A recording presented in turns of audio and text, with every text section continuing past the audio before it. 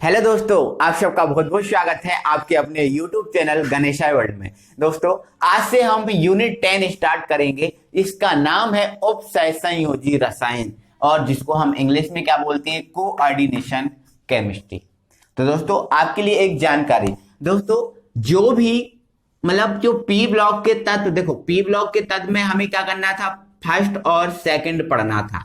ठीक है, तो दोस्तों हमने पी ब्लॉक के तत्व फर्स्ट को अलग पढ़ा है और पी ब्लॉक के तत्व सेकंड को अलग पढ़ा है। इसको एक अलग यूनिट दिया है और पी ब्लॉक के तत्व सेकंड को हमने अलग यूनिट नाम दिया है। इसीलिए हमारी यूनिट 10 हो रही है। अब यदि हम इन दोनों को साथ में पढ़ लेते तो ये यूनिट 9 में आती है ना। तो ये मत सोचिएगा कि ये यूनिट 9 का है, हमने 10 में पढ़ रहे हैं, ये क्या सिस्टम है ना। तो मैंने आपको बता दिया, हमने पी ब्लॉक के तत्व फर्स्ट को अलग यूनिट से पढ़ा है और पी ब्लॉक के तत्व सेकंड को अलग यूनिट में पढ़ा है। इसलिए यूनिट 10 के नाम से आ रही है, नहीं तो ये यूनिट 9 ही होती है ना। तो यूनिट 9 ही है, लेकिन हम इसको 10 नाम देकर पढ़ रहे हैं। ठीक है, बस आप इस पे ध्यान दीजिए कि उसका नाम क्या है। तो इसका नाम क्या है, उपसंयोजी रसायन, कोऑर्डिनेशन केमिस्ट्री। ठीक है, तो दोस्तों पहला तो हमारा मतलब यही निकल रहा है कि ये उपसंयोजी रसायन है क्या चीज, इसमें हम करेंगे क्या, ये तो हमें पता होना चाहिए, तब तो हम इस यूनिट को स्टार्ट करें, वरना हमारे यूनिट को स्टार्ट करने का मतलब क्या रह जाता है ना। समझ रहे हो ना आप। ठीक है, तो दोस्तों जो उपसंयोजी रसायन है, देखो आप पर खुद को पता है कि हम रसायन विज्ञान में इसको पढ़ रहे हैं, केमिस्ट्री में इसको पढ़ रहे हैं। ठीक है, तो सबसे पहले तो हम ये कहेंगे जो उपसंयोजी रसायन है वो रसायन विज्ञान की ही एक शाखा है। ठीक है भाई, रसायन विज्ञान की शाखा है। ठीक है, अब हम इसमें क्या करेंगे, तो दोस्तों ये रसायन विज्ञान की शाखा है जिसमें हम उपसंयोजी यौगिक, क्या उपसंयोजी यौगिक का अध्ययन करते हैं। क्लियर है कहानी। अब ये उपसंयोजी यौगिक क्या है, तो दोस्तों ये चीज भी मैं आपको आगे क्लियर कर दूंगा। ठीक है, तो ध्यान रखना कि जो उपसंयोजी रसायन वो क्या है, क्या करना है हमें इसमें। तो उपसंयोजी रसायन रसायन विज्ञान की एक शाखा है जिसमें हम उपसंयोजी यौगिकों का अध्ययन करेंगे। इस पूरी यूनिट में हमें उपसंयोजी यौगिक का अध्ययन करना है। मतलब ये चीज जो उपसंयोजी यौगिक है, ये इंपॉर्टेंट चीज है आपके लिए। ठीक है, अब दोस्तों ये उपसंयोजी यौगिक क्या है उसको मैं आगे आपको क्लियर कर दूंगा। ठीक है, चलो अब हम आगे बढ़ते हैं। तो दोस्तों जो हमारी पहली हेडिंग है वो हमारी ये है कि योगात्मक यौगिक क्या है। सबसे पहले हमें इसको पढ़ने से पहले छोटी छोटी चीजें पढ़नी पड़ेंगी। तो सबसे पहले हम पढ़ेंगे दोस्तों योगात्मक यौगिक। योगात्मक यौगिक जिसको हम बोलते हैं, दूसरा नाम इसका है आणविक यौगिक। आणविक यौगिक। ठीक है, तो ये योगात्मक यौगिक या आणविक यौगिक है क्या चीज, उस चीज को आपको समझना है। ठीक है, तो दोस्तों हमें तो नाम से ही समझ में आ रहा है, योगात्मक मतलब ऐसा यौगिक जो किन्हीं यौगिकों के योग से बने। योगात्मक यौगिक उसने खुद बोला है, तो मतलब ऐसा यौगिक जो किसी के योग से बने उसे हम बोलते हैं योगात्मक यौगिक। समझ में आपको आया। इसी का दूसरा नाम क्या है, आणविक यौगिक। तो क्या होता है दोस्तों, जब हम दो या दो से अधिक स्थायी यौगिकों को आपस में मिला देते हैं तो हमें एक क्रिस्टलीय यौगिक प्राप्त होता है। कौन सा, क्रिस्टलीय। अब ये क्रिस्टलीय क्या चीज है, तो दोस्तों क्रिस्टलीय का मतलब जिसके छोटे छोटे क्रिस्टल बन सकें, छोटे छोटे टुकड़ों में हम जिनको तोड़ सकें, उसे हम बोलते हैं क्रिस्टलीय। जैसे शक्कर के छोटे छोटे क्रिस्टल होते हैं, नमक के क्रिस्टल होते हैं ना। तो ध्यान रखना, क्रिस्टलीय का मतलब जिसको हम छोटे छोटे टुकड़ों में तोड़ सकें, है ना। तो ऐसा यौगिक बनता है, उसे ही हम बोलते हैं योगात्मक यौगिक या आणविक यौगिक। तो मैंने क्या बोला, जब दो या दो से अधिक यौगिकों को आपस में निश्चित अनुपात में मिला दिया जाता है तो एक क्रिस्टलीय यौगिक बनता है, जिसे हम क्या बोलते हैं, जिसे हम क्या बोलते हैं, योगात्मक यौगिक या आणविक यौगिक। Any problem. ठीक है, अब इसको समझ लो आप उदाहरण के द्वारा। ठीक है, देखो जैसे दोस्तों ये मान लिया मैंने एक KCl है, ये एक यौगिक है। ठीक है, अब देखो चलो इसको मत मानो, ये दूसरा यौगिक मानते हैं, ये मानते हैं हम, ये हमारा एक K2SO4 है और ये दूसरा यौगिक है हमारे पास एल्यूमिनियम सल्फेट Al2 SO4 का हाइड्राइड, ये दूसरा यौगिक है। ये पहला यौगिक है हमारा पोटेशियम सल्फेट, ये दूसरा यौगिक है हमारे पास एल्यूमिनियम सल्फेट। जब इस पोटेशियम सल्फेट और एल्यूमिनियम सल्फेट को मैंने मिलाया और इसमें मैंने कुछ मात्रा में डाल दिया जल, क्या डाल दिया? जल। ठीक है, तो दोस्तों क्या होता है, जब इन दोनों यौगिकों को, और ये तीसरा यौगिक, जब इन तीनों को हम आपस में मिला देते हैं तो हमें फिटकरी प्राप्त होता है। क्या प्राप्त होता है? फिटकरी। तो फिटकरी का फॉर्मूला क्या हो जाएगा? बस कुछ नहीं करना, इनको आपस में मिला दो, है ना। तो क्या हो जाएगा? K2SO4 हो गया। ओके, इसके बाद इसको लिख दो, क्या है? Al2SO4 का होल थ्राइस। ठीक है, अब डॉट इस फिटकरी के साथ 24 क्रिस्टलीय जल के अणु रहते हैं। किसने? जल के अणु कितने होते हैं? 24। तो यहां पर आपको कितना लेना पड़ेगा? 24। तो ये दोस्तों हमें प्राप्त हो गया फिटकरी। ये क्या हो गया? हमें प्राप्त हो गया फिटकरी। तो ये जो फिटकरी है दोस्तों, ये योगात्मक यौगिक या आणविक यौगिक है। क्यों है? क्योंकि दोस्तों ये एक ऐसा यौगिक है जो क्रिस्टल के रूप में रहता है। देखो, आपको पता ही है, आपने फिटकरी नाई की दुकान पे देखी होगी या फिर घर में रखी होगी तो आपने देखी होगी। इस फिटकरी को हम छोटे छोटे टुकड़ों में कर सकते हैं डिवाइड, छोटे छोटे टुकड़े बना सकते हैं। तो जो फिटकरी है दोस्तों, हमारा कौन सा यौगिक है? आणविक यौगिक या योगात्मक यौगिक है। ठीक है, देखो हमने परिभाषा में क्या बताया था? जब दो या दो से अधिक, तो देखो इसमें कितने यौगिक हैं? दो यौगिक हैं, या दो से अधिक मतलब तीन हो गए, है ना। तो जब दो या दो से अधिक यौगिकों को आपस में मिला दिया जाता है तो हमें जो यौगिक प्राप्त होता है वो यौगिक हमारा कहलाता है आणविक यौगिक या योगात्मक यौगिक। तो हमारा जो फिटकरी है वो आणविक यौगिक या योगात्मक यौगिक है, क्योंकि इसके क्रिस्टल भी बनते हैं, आपको पता ही है। क्लियर है कहानी? ठीक है। इसके बाद दोस्तों यदि मैं दूसरे एग्जाम्पल की बात करूं तो दोस्तों ये हमारा KCl है। क्या है? KCl। और ये हमने दूसरा यौगिक ले लिया MgCl2। क्या ले लिया? MgCl2। ठीक है, इनको आपस में मिला दिया। इसमें मैंने क्या डाल दिया? थोड़ा सा जल डाल दिया। क्या डाल दिया? थोड़ा सा जल। तो इनको दोस्तों मैं जब आपस में मिलाऊंगा तो क्या बनेगा? देखो KCl डॉट MgCl2 और इसमें 6 क्रिस्टल जल के अणु होते हैं। कितने? 6। तो आपको क्या लेना पड़ेगा? इधर 6। तो ये दोस्तों हमारा बना है कार्नेलाइट। क्या बना है? कार्नेलाइट। तो दोस्तों ये जो आपको दिख रहा है कार्नेलाइट, ये भी फिटकरी जैसा ही सफेद पदार्थ होता है ना। ये भी इसके क्रिस्टल, ये भी जो जैसा फिटकरी के क्रिस्टल बनते हैं वैसे इसके क्रिस्टल बनती हैं। तो ये भी दोस्तों हमारा आणविक यौगिक हुआ। देखो, दो या दो से अधिक यौगिकों को मैंने आपस में मिलाया तो जो पदार्थ बना वो आणविक यौगिक, मतलब ये आणविक यौगिक है। क्लियर है कहानी? क्लियर है। तो ये आणविक यौगिक या योगात्मक यौगिक क्या है, इस चीज को आप समझ गए होंगे। ये इसके एग्जाम्पल हुए। Any problem? मुझे लगता है कि आई होप कि आपको कोई प्रॉब्लम अब नहीं होगी। तो दोस्तों इसके बाद दोस्तों जो इंपॉर्टेंट चीज ये है कि जो योगात्मक यौगिक या फिर जो आणविक यौगिक होते हैं दोस्तों, ये दो प्रकार के होते हैं। ठीक है, अब उनको भी मैं एक एक करके आपको समझा रहा हूं। दोस्तों इनके प्रकारों में पहला होता है हमारा द्विक लवण या द्विक यौगिक, और दूसरा होता है हमारा संकुल यौगिक या उपसहसंयोजी यौगिक या जटिल यौगिक। तो दोस्तों ये उपसहसंयोजी यौगिक जो पहले आपका शब्द आया था, अब आप उस चीज को समझ जाओगे कि ये उपसहसंयोजी यौगिक क्या है। ठीक है, तो संकुल यौगिक बोलते हैं, इसी को हम उपसहसंयोजी यौगिक बोलते हैं, और इसी को हम बोलते हैं जटिल यौगिक, है ना। तो ये चीज याद रखना दोस्तों। अब मैं यहाँ पर इनको परिभाषित तो मैं एक ही बार में कर दे रहा हूँ, दोनों को अभी समझा दे रहा हूँ, बाकी एग्जाम्पल में अलग अलग बताऊंगा। तो देखो दोस्तों, जो द्विक लवण या द्विक यौगिक होता है वो क्या होता है देखो, द्विक लवण या द्विक यौगिक दोस्तों एक ऐसा यौगिक होता है जो ठोस अवस्था में, कौन सी अवस्था में? ठोस अवस्था में तो ये स्थायी होता है। ठोस अवस्था में तो कैसा होता है? स्थायी होता है। लेकिन जब इसको विलयन की अवस्था में लेके आए, मतलब इसमें जब हम जल डाल दें, है ना, जल डाल के इसका क्या बना लें? विलयन बना लें। तो जब हम विलयन की अवस्था में लेकर आते हैं तो ये अपनी सभी आयनों में विभक्त हो जाता है। सभी आयनों में विभक्त हो जाता है। मतलब इसका क्या है दोस्तों, जैसे आप खुद ही समझो, जैसे फिटकरी होता है, फिटकरी को ठोस अवस्था में आप कितने दिन तक रखे रहो? एक फिटकरी का टुकड़ा हमारे घर में ठोस अवस्था में 10 साल, 20 साल, 50 साल रखा रहेगा, उसका कुछ नहीं बिगड़ेगा।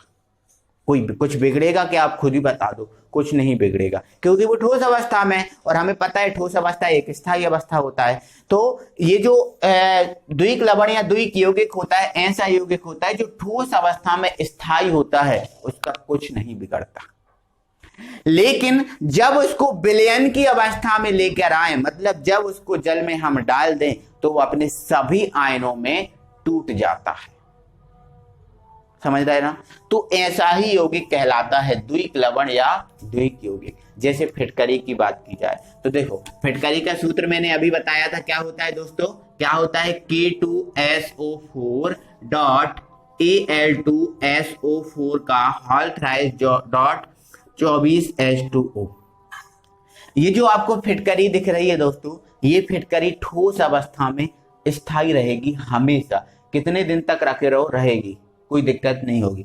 लेकिन जैसे ही हम इसको विलयन में अवस्था में लेके आए, जैसे ही हम इसमें जल डालेंगे, जैसे ही हम क्या डालेंगे, इसमें जल डालेंगे, तो ये जो फिटकरी है, इस फिटकरी में उपस्थित प्रत्येक आयन अपने आयनों में विभक्त हो जाएगा। जैसे ये K2SO4 है ना, K अलग, SO4 अलग, Al अलग, SO4 अलग, है ना, इसका जो H अलग, OH अलग, सब अलग अलग हो जाएंगे जैसे ही हम इसमें जल डालेंगे। ठीक है, तो जल डालेंगे तो देखो K अलग, तो K किस में अलग होता है? K प्लस में, है ना। SO4 किस में अलग होता है? SO4 2 माइनस में होता है। अब Al किस में अलग होता है?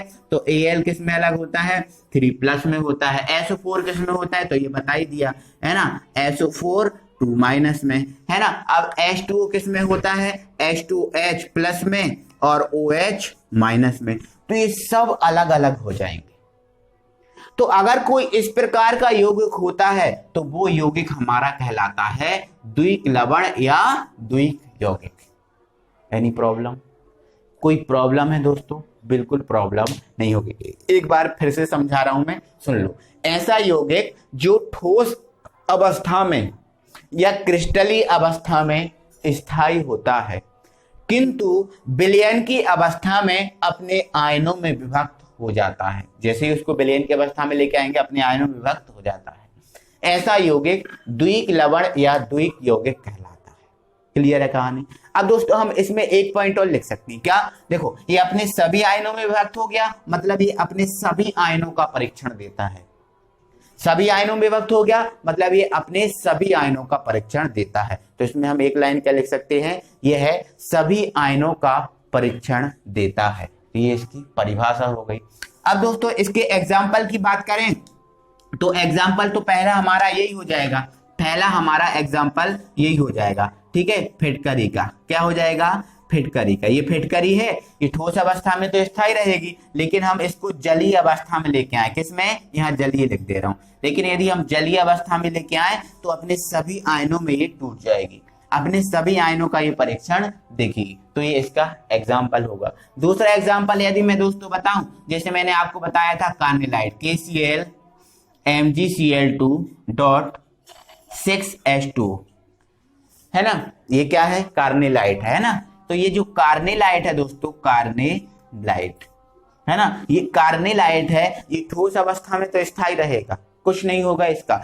लेकिन जैसे ही हम इसको जलीय अवस्था में लेकर आए, इसको हम विलयन की अवस्था में लेके आए, तो जो KCl MgCl2.6H2 है, अपने सभी आयनों में विभक्त हो जाएगा। K अलग, Cl अलग, Mg अलग, Cl अलग, इधर से H OH सब अलग अलग, मतलब सभी आयनों का ये परीक्षण देगा। ठीक है, तो ये हमारा क्या हुआ? द्विक लवण या द्विक यौगिक। ठीक है, तो ये K प्लस में, Cl माइनस में, इधर से सब में प्लस लगाना है आपको, Mg2 प्लस में, है ना, Cl माइनस में। ठीक है, अब ये जो H2O है वो H प्लस में और OH माइनस, मतलब सभी आयनों का ये परीक्षण देते हैं। ठीक है, तो ध्यान रखना है आपको। ऐसे यौगिक जो केवल ठोस अवस्था में स्थायी होते हैं लेकिन विलयन की अवस्था में अपने आयनों में विभक्त हो जाते हैं, क्या कहलाते हैं? द्विक लवण या द्विक यौगिक। इसके बाद आपको ये 2 एग्जाम्पल आपको अपनी कॉपी में लिखने हैं। आई होप कि आपको ये चीजें बहुत अच्छे से समझ में आ गई होंगी। अब दोस्तों हम आपसे संकुल यौगिक की बात करते हैं। तो दोस्तों जो संकुल यौगिक या उपसय संयोजी यौगिक है, अब इस चीज को समझ लो। सबसे पहले तो इसको आप मोस्ट आईएमपी क्वेश्चन कर लीजिए, जो उपसय संयोजी यौगिक है। अब समझ लो। तो दोस्तों जो उपसय संयोजी यौगिक होता है, ये उपसय संयोजी यौगिक एक ऐसा यौगिक होता है जो ठोस और विलयन दोनों अवस्था में कैसा होता है, स्थायी होता है। दोनों अवस्था में कैसा होता है, स्थायी होता है। देखो ये हमने देखा था, ये केवल ठोस अवस्था में स्थायी था, लेकिन विलयन में अपने आयनों में टूट रहा था, मतलब विलयन अवस्था में अस्थायी था, विलयन की अवस्था में अस्थायी था। लेकिन दोस्तों जो संकुल यौगिक होता है वो एक ऐसा यौगिक होता है जो ठोस और विलयन दोनों की अवस्था में कैसा होता है, स्थायी होता है। अब स्थायी होता है तो दोस्तों ये विलयन में अपने सभी आयनों में नहीं टूटता। देखो आयनों में ये टूटता है, ये अलग बात है कि आयनों में ये टूटता है, लेकिन सभी आयनों में नहीं टूटता था। जैसे हम इसमें देख रहे थे, सब आयन एक एक करके सब टूट गए थे, लेकिन ये सब आयनों में नहीं टूटेगा, सभी आयनों में नहीं टूटेगा। अब ये सभी आयनों में नहीं टूटेगा तो हम ये कह सकते हैं कि ये सभी आयनों का परीक्षण नहीं देता। समझ में आपको आ रहा है? ठीक है, ध्यान रखना। आप तो क्या हो गया इसकी परिभाषा, ऐसा यौगिक जो ठोस एवं विलयन दोनों अवस्थाओं में स्थायी होता है, उपसहसंयोजी यौगिक या जटिल यौगिक कहलाता है। देखो नाम से ही समझ में आ रहा है, जटिल। जटिल मतलब मजबूत, और मजबूत तो चीज ऐसी होती है जो किसी अवस्था में भी नहीं टूटती। देखो जैसे आप पत्थर की बात कर लो, देखो पत्थर ठोस अवस्था में तो ठोस रहता ही है, उसको जल में डालो क्या टूट जाता है वो, क्या घुल जाता है वो? नहीं ना। तो जो पत्थर है आपका, पत्थर है, कोई भी जो पत्थर है वो जो पत्थर होगा आपका उपसहसंयोजी यौगिक या फिर जटिल यौगिक या संकुल यौगिक कहलाएगा। जैसे रेत है, देखो ठोस अवस्था में तो स्थायी रहती है, उसको जल में डाल दो क्या वो घुल जाती है? नहीं घुलती ना। तो जो रेत है दोस्तों, वो रेत भी संकुल यौगिक या उपसहसंयोजी यौगिक या जटिल यौगिक है, तब तो वो नहीं घुलती। देखो दोनों अवस्था में कैसी है, वो स्थायी है। समझ में आपको आ गया? ठीक है। अब हम कुछ केमिस्ट्री के, देखो ये तो हमने बेसिक एग्जांपल देख लिए, अब हम कुछ केमिस्ट्री के एग्जांपल आपको दिखाते हैं। सुनिए, जैसे दोस्तों ये एक यौगिक है। अब दोस्तों ये मत घबराइएगा कि ये यौगिक सर कौन सा है, इसका नाम हम कैसे करें। दोस्तों मैं इस चीज को भी आपको समझाऊंगा, ये चीज आप खुद बताओगे कि सर नहीं ऐसा नहीं ऐसा होता है। ये सब चीजें आप सीखोगे, बस थोड़ा सा धीरज रखिएगा, सब चीजें आपको बताऊंगा, बस मेरे साथ बने रहिएगा, लेकिन आज की वीडियो में नहीं, कल वीडियो में। ठीक है। तो दोस्तों ये यौगिक है, जो ये यौगिक है, ये यौगिक दोस्तों संकुल यौगिक है। कौन सा यौगिक है? संकुल यौगिक है। क्यों है संकुल यौगिक? दोस्तों ये जो यौगिक है वो ठोस अवस्था में तो स्थायी रहता ही है, ठोस अवस्था में तो ये स्थायी रहता ही है, साथ में अगर इसकी विलयन वाली अवस्था लेके जाओ तो विलयन वाली अवस्था में भी अपने सभी आयनों में नहीं टूटता, मतलब उस विलयन की अवस्था में भी ये कैसा रहता है, स्थायी रहता है। तो ठोस में भी स्थायी और विलयन में भी स्थायी, दोनों अवस्थाओं में स्थायी, मतलब ये उपसहसंयोजी यौगिक। अब यदि दोस्तों इसका नाम लिखना है तो इसका नाम लिख लो। देखो हेक्सा, 6 को क्या बोलती है? Hexa. Hexa amine copper sulphate, hexa amine copper sulphate. अगर नहीं लिखना तो बिल्कुल मत लिखो दोस्तों, ये चीजें खुद मैं बोल रहा हूं ना, मैं आप बोल रहा हूं, खुद आप मुझे बताओगे कि सर ऐसा नहीं ऐसा, मैं सब सिखा दूंगा। अभी नाम मत लिखो आप, ठीक है। ये डाल लो कि उपसहसंयोजी यौगिक, ठीक है।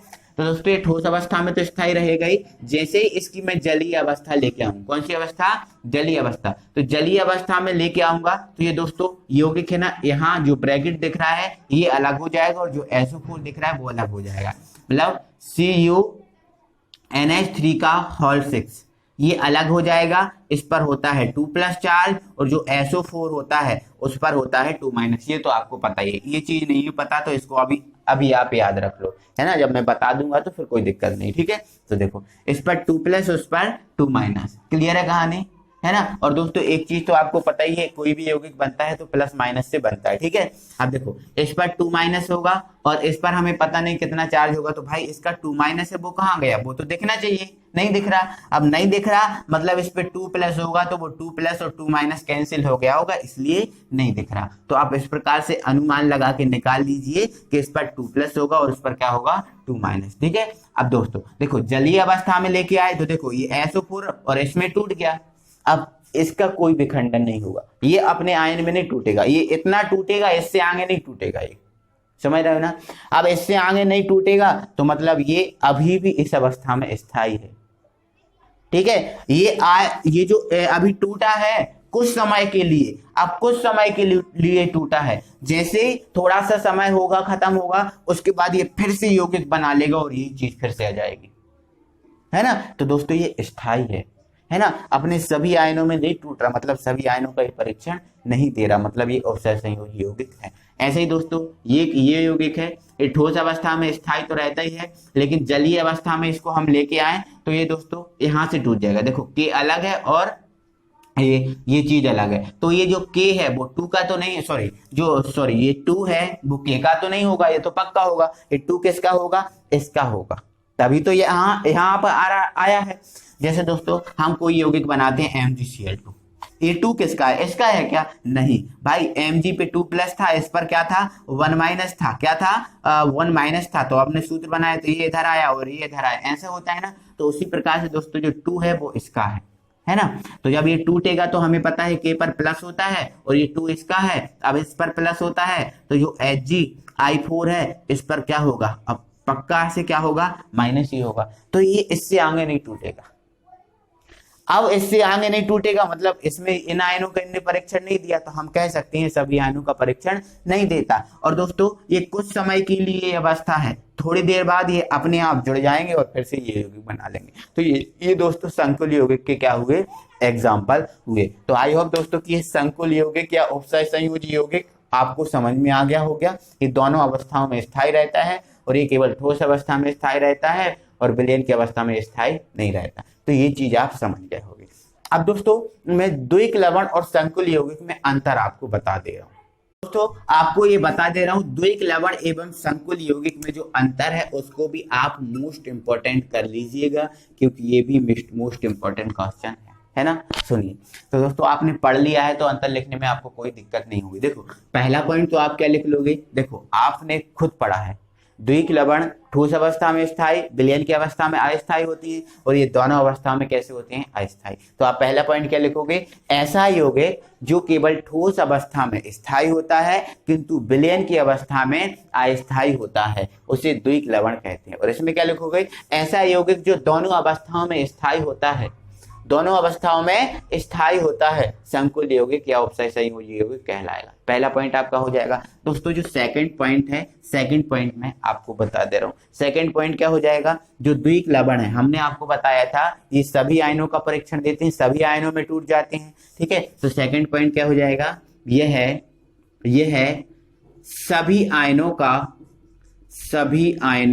का परीक्षण देते हैं। ये चीज आपको क्लियर है, पहले से कोई दिक्कत नहीं, ठीक है। ये सभी आयनों का परीक्षण देते हैं। अब देखो इसमें हमने देखा था ये सभी आयनों में नहीं टूटता, अपने पूरे आयनों में नहीं टूटता, मतलब ये सभी आयनों का परीक्षण नहीं देंगे। इसमें आप पॉइंट को बना लेना, ये पहला पॉइंट, ये दूसरा पॉइंट, 2 पॉइंट हो गए। तीसरा, ठीक है, तीसरा पॉइंट दोस्तों ये है कि जो द्विक लवण होता है, ये द्विक लवण के जो यौगिक होते हैं उसमें आयनिक बंध होता है। हमने देखा था सभी यौगिक आयनों में टूट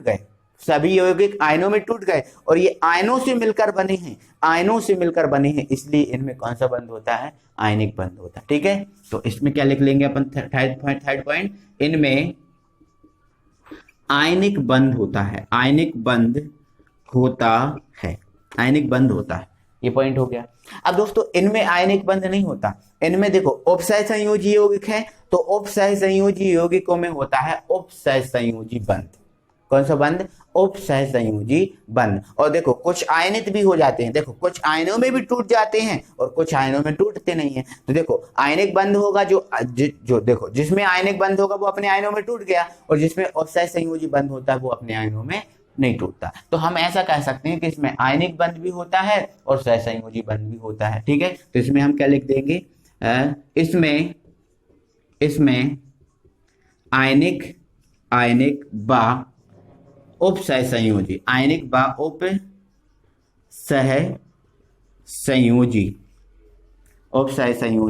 बंध होता है। दोस्तों अब ये ऑफसेट इमोजी बंद, आयनिक बंद क्या होता है इसको नहीं देखा तो दोस्तों 11th में मैंने वीडियो बना के रखी है। 11th की आप सेकंड नो नो 11th में आप 4th यूनिट की प्लेलिस्ट में जाए और उसको आप यदि समझना है तो आप इनको देख सकते हैं। बाकी कोई दिक्कत नहीं, मैंने आपको बताई दी 11th में आपने पढ़ के रखा होगा। ठीक है, ये 3 पॉइंट हो गए दोस्तों, 3 पॉइंट हो गए दोस्तों। चौथा पॉइंट आपका इसका एग्जाम्पल हो जाएगा, है ना। इसका जो एग्जाम्पल मैंने आपको बताया उसका एग्जाम्पल आप इसमें लिख देना, 4th हो जाएगा। और इसका एग्जाम्पल आप इसमें लिख देना तो इसका 4th पॉइंट हो जाएगा। समझ में आपको आया? तो दोस्तों ये द्विक लवण और संकुल योग में क्या हो गया, अंतर हो गया। तो आई होप कि दोस्तों ये चीजें आपको बहुत अच्छे से क्लियर हो गई होंगी, कहीं से कोई डाउट नहीं रहने दिया। दोस्तों मैंने तो आपको पूरे इतने अच्छे से क्लियर किया है कि कोई डाउट आपको नहीं रहा होगा। ठीक है, तो दोस्तों मैंने पूरी वीडियो में आपसे नहीं बोला कि वीडियो को लाइक कीजिए, तो दोस्तों आप प्लीज वीडियो को लाइक करें, है ना। और यदि नई व्यूअर हैं, अभी तक आपने हमारे चैनल को सब्सक्राइब नहीं किया है तो प्लीज चैनल को सब्सक्राइब कर लें और बेल आइकन को ऑन कर लें। अगली वीडियो में हम फिर मिलते हैं, तब तक के लिए थैंक यू वेरी मच।